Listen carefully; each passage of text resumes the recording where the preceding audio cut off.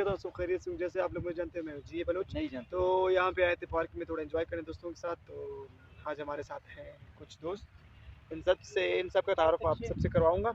तो दोस्तों आप सबसे गुजारिश है कि सबसे पहले मेरे यूट्यूब चैनल को लाइक करें, सब्सक्राइब करें, और इसी तरह के और वीडियो अगर आपको पसंद आते हैं तो और आपके लिए इस तरह की वीडियो बनाते जाएंगे। तो सबसे पहले आपको पार्क दिखाते हैं कि ये पार्क है किस तरह।